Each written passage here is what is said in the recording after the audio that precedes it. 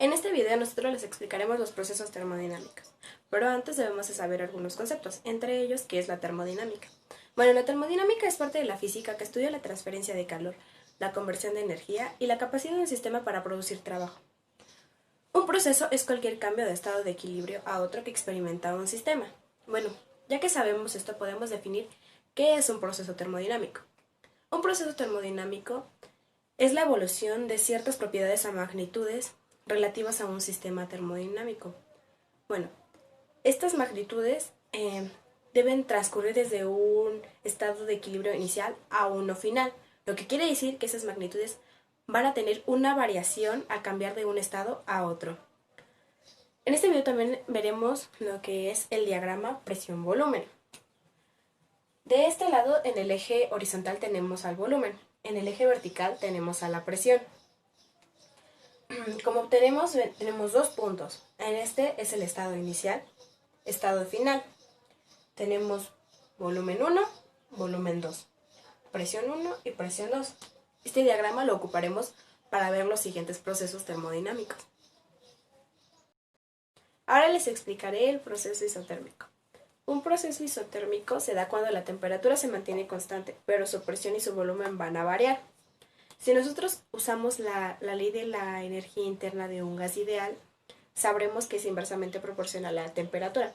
Pero como la temperatura en este caso es constante, la variación de la energía va a ser igual a cero.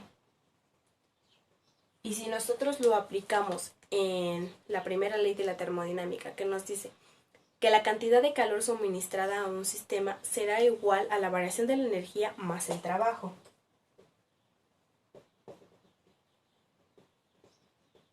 Pero como sabemos, la variación de la energía va a ser igual a cero, entonces tendremos que la cantidad de calor va a ser igual al trabajo aplicado en un proceso isotérmico. Pero aquí decimos, ¿y dónde se encuentra el trabajo? Bueno, el trabajo se va a encontrar bajo la curva. La curva tiene el nombre de curva isotérmica. Lo que está debajo va a ser el trabajo efectuado. Y aquí tenemos que dos estados, el estado A y el estado B. Tenemos presión 1 y presión 2. En este caso, la presión va a disminuir y el volumen va a aumentar. Entonces, esto es la ley de Boyle.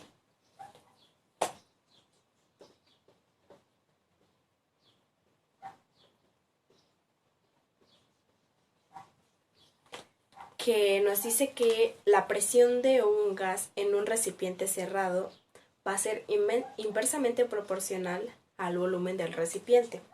Entonces, tenemos que presión 1 y volumen 1 van a ser igual a presión 2 por volumen 2.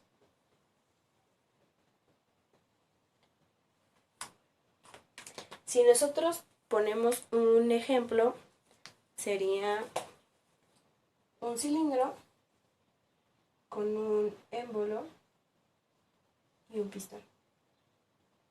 Dentro vamos a tener un gas. Este gas va a tener una temperatura 1, un volumen 1 y una presión 1. Si nosotros le suministramos calor, nuestro volumen va a aumentar porque el gas se va a esparcir y nuestra presión va a disminuir. Y bueno, este es el proceso isotérmico. Bueno, ahora les explicaré el proceso isobárico. Un proceso isobárico se da cuando la presión se mantiene constante, como aquí lo podemos ver en este diagrama. A y B están en una línea recta con respecto a la presión. Aquí su presión es constante, pero su volumen sí va a cambiar de B1 a B2. Aquí tenemos el trabajo, y nosotros para sacar un trabajo en un proceso isobárico vamos a tener que va a ser igual a la variación del volumen por la presión. Y la variación del volumen va a ser de B1 a B2. Entonces, el trabajo va a ser igual a B2 menos B1 por la presión. Pero como la presión es constante, va a ser 0. Entonces, el trabajo va a ser igual a la variación del volumen. En este proceso se aplica la ley de Charles, que dice que en una determinada cantidad de gas con una presión constante va a hacer que la temperatura y el volumen sean directamente proporcionales, lo que quiere decir que volumen 1 sobre temperatura 1 va a ser igual al volumen 2 sobre la temperatura 2. Esta es la ley de Charles. Y esto sería todo por el proceso isobárico. Continuando con los procesos termodinámicos, yo les voy a explicar el proceso isocórico y el proceso adiabático.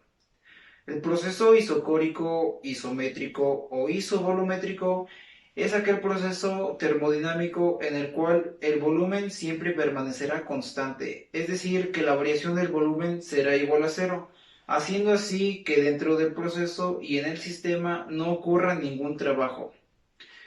La ecuación que nos define a este proceso será esta, donde dice que la variación del trabajo será igual a la presión por la variación del volumen, que ya sabemos que la variación del volumen es igual a cero. Entonces, el resultado de la operación dará que el trabajo será igual a cero. La gráfica que nos representa esto es esta, en donde vemos una presión A que aumenta a una presión B, pero en este intercambio de presiones el volumen siempre se mantuvo de manera constante.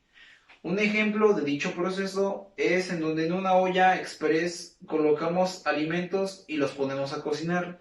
Sabemos que dentro de esta olla sirve como un depósito en donde la temperatura y la presión aumentan conforme transcurre el tiempo. Sin embargo, por más que le suministremos calor y aumente la presión de dicha olla, el volumen que está dentro de ella siempre permanecerá constante, por lo cual será un proceso isocórico. Ahora, el proceso adiabático es un proceso termodinámico en el cual no se realizará un intercambio de calor del exterior al interior ni en sentido contrario, es decir, un proceso en donde no cede ni recibe calor. Su ecuación que define este proceso es esta, en donde la presión multiplicada por el volumen multiplicada por el coeficiente adiabático dará igual a una constante, en donde el coeficiente adiabático es igual al calor específico molar sobre el calor específico molar a volumen constante.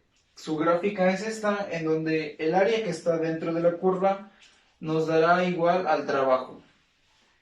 Un ejemplo de este proceso es en donde dentro de un termo agregamos agua caliente y en ella también agregamos un cubo de hielo. En esta ocurre un proceso adiabático, ya que el agua caliente comenzará a enfriarse debido a que tiene el cubo de hielo y el cubo de hielo comenzará a derretirse hasta que ambos queden en un equilibrio térmico. Pero dentro de este cambio que hubo, no hubo un intercambio del exterior al interior ni del interior al exterior conforme al calor. Es decir, que se cumple un proceso adiabático. Bueno, ahora yo les voy a hablar sobre el proceso diatérmico. El proceso diatérmico se ve presente en un sistema como este, en el cual los objetos A, B y C intercambian calor mediante paredes diatérmicas. Estas paredes lo que van a hacer es permitir el traspaso de calor sin permitir el traspaso de masa. Cualquier objeto puede ser una pared diatérmica, ya sea una puerta, una pared o el suelo. Bueno, ahora resolveremos un problema sobre la termodinámica, exactamente la primera ley. El problema me dice, ¿cuál es el incremento en la energía de un sistema si se le suministran 700 calorías de calor y se le aplica un trabajo de 900 joules? Antes de resolver el problema tendremos que saber que los joules de un sistema serán positivos cuando el sistema es el que aplica el trabajo. Si al sistema se le aplica el trabajo, como en este caso, los joules serán negativos. Ahora, el primer paso para resolver el problema es convertir las calorías en joules. Como sabemos, una caloría equivale a 4.2 joules. Por lo tanto, tendremos que dividir 700 calorías que nos está dando por 4.2, que nos da un total de 2.940 joules. Ahora, basándonos en la fórmula de la primera ley de la termodinámica, que es la variación de la energía es igual a el calor menos el trabajo, sustituyendo nos da como resultado la variación de la energía es igual a 2.940 joules menos 900 joules, que da como total a 3.840 joules, que es el incremento en la energía al sistema. Bueno, ahora haremos un experimento sobre la termodinámica, el cual consistirá en aplicarle calor a un globo con aire y posteriormente a un globo con agua para ver qué es lo que pasa. Primero le aplicaremos calor al globo con aire. Como pudimos ver, el globo se ponchó y esto se debe a que el globo absorbe toda la energía calorífica del fuego. Bueno, ahora le aplicaremos calor al globo con agua. Veremos lo que pasa. Como pudimos ver, el globo no se ponchó y esto se debe a que se crea una balanza térmica. Esto permite que tanto el agua como el globo absorban la misma cantidad de calor y esto hace que el globo no se ponche.